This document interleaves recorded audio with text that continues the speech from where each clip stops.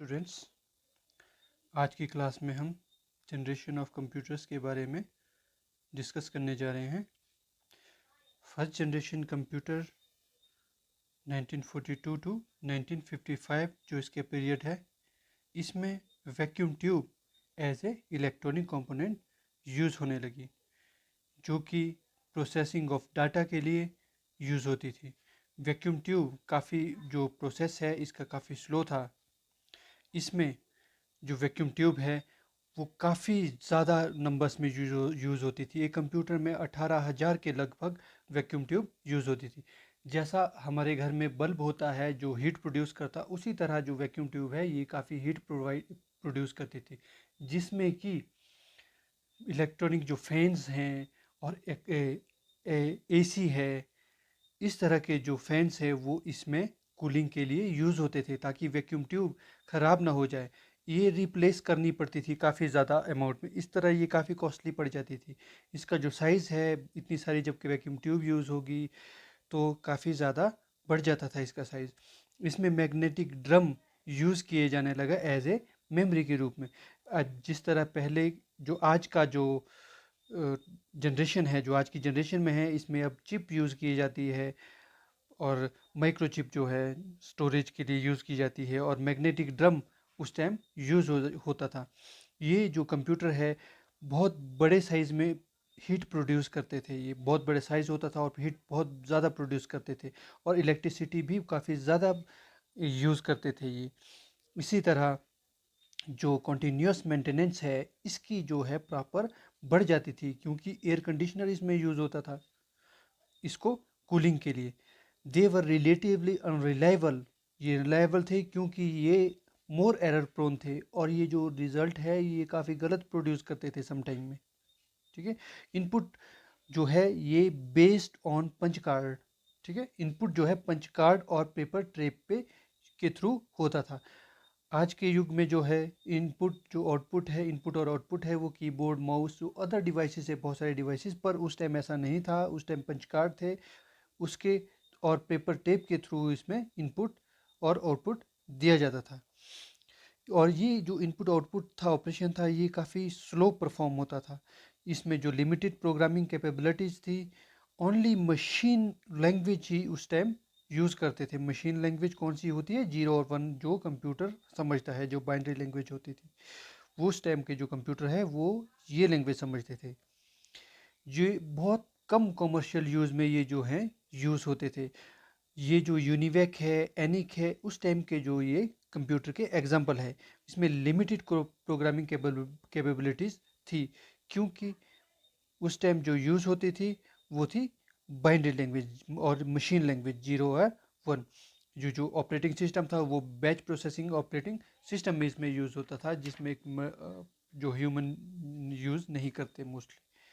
अब जो second generation का टाइम है, जो वैक्यूम ट्यूब का जो स्थान है वो ले लिया था ट्रांजिस्टर ने।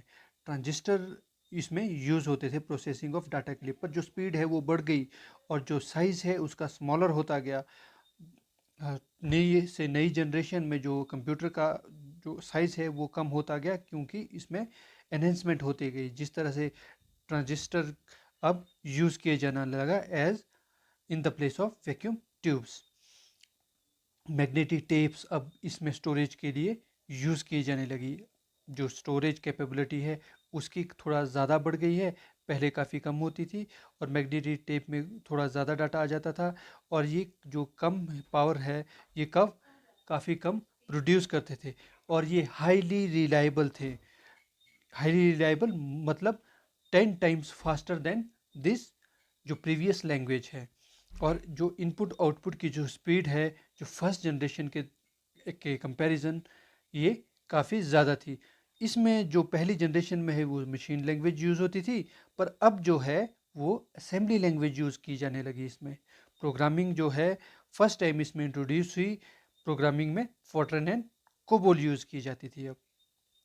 और जो उसका एग्जाम्पल है, जो कंप्यूटर का जो एग्जाम्पल है वो है यूनिवेक। और इसमें multi programming first time use की जाने लगी, क्योंकि हाई इनपुट और आउटपुट जो ऑपरेशन थे वो काफ़ी ज़्यादा फास्ट थे पहली जनरेशन ऑफ कंप्यूटर के। These computers are really more versatile than first generation computer. जो high level language were use to instruct the computer to perform various task, high level language इसमें use होती थी। अब जो है थर्ड जनरेशन जो language है 1964 टू 1975 तक जो चली है, इस जो जनरेशन में इंटीग्रेटेड सर्किट यूज़ हुआ इन the place of transistor. Integrated circuit ने जो स्पीड है वो काफ़ी ज़्यादा बढ़ा दी है वैक्यूम ट्यूब और ट्रांजिस्टर के मुकाबले। आईसी जो है इसमें यूज़ होता था प्रोसेसिंग ऑफ डाटा के लिए। प्रोसेसर जब स्पीड में होता है तो जो काम है वो काफ़ी जल्दी जल्दी होता है। जो इस साइज़ के कंप्यूटर में, ये कंप्यूटर है काफ़ी छोटा होता गया, smaller in size of computer. इसमें अब मैग्नेटिक डिस्क, पहले टेप यूज़ होता था मैग्नेटिक टेप, अब मैग्नेटिक डिस्क यूज़ किया जाने लगा as a external storage devices. Storage space available in this computer was much more earlier computers. ये ज़्यादा थे पुराने कंप्यूटर के मुकाबले, जो स्टोरेज स्पेस था इसका काफ़ी ज़्यादा था। They consume less power than second generation language. ये काफ़ी कम पावर प्रोड्यूस करते थे, रिलायबल थे, एक्यूरेट रिजल्ट देते थे ये पहले कंप्यूटर के मुकाबले। इसमें जो स्पीड है आईसी की वजह से काफ़ी ज़्यादा हो गई, और मॉनिटर और कीबोर्ड फर्स्ट टाइम यूज़ किए जाने लगे इसमें थर्ड जनरेशन में। 1964 के बाद ही ये इंट्रोड्यूस हुए मॉनिटर और keyboard as a input output devices, क्योंकि इसमें प्रोग्रामिंग भी उसके बाद यूज़ की जाने लगी। पास्कल और बेसिक जो प्रोग्रामिंग है, पास्कल और बेसिक इसमें यूज़ की जाने लगी।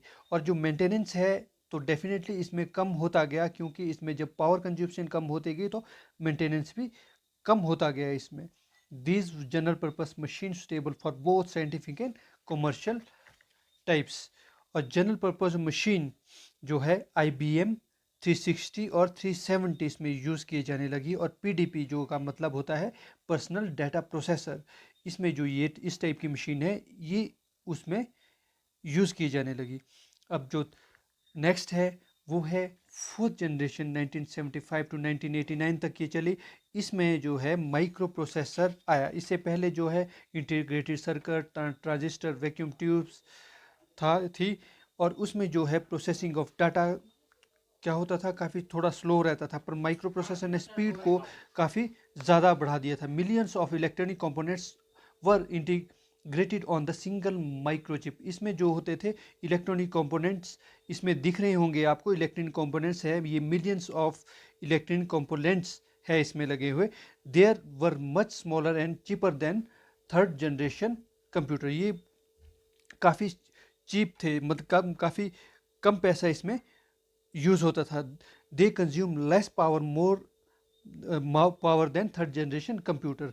इसमें जो पावर है इसमें काफ़ी लेस यूज़ होती थी, रिलायबल थे ड्यू टू पावर कंज्यूप्शन। ये पावर कंज्यूप्शन ज़्यादा करते थे जो थर्ड जनरेशन ऑफ कंप्यूटर थे। फोर्थ में क्या होता है, पावर कंजनरेशन जो है पावर कंज्यूप्शन लेस होता गया। They had faster large primary and secondary storage.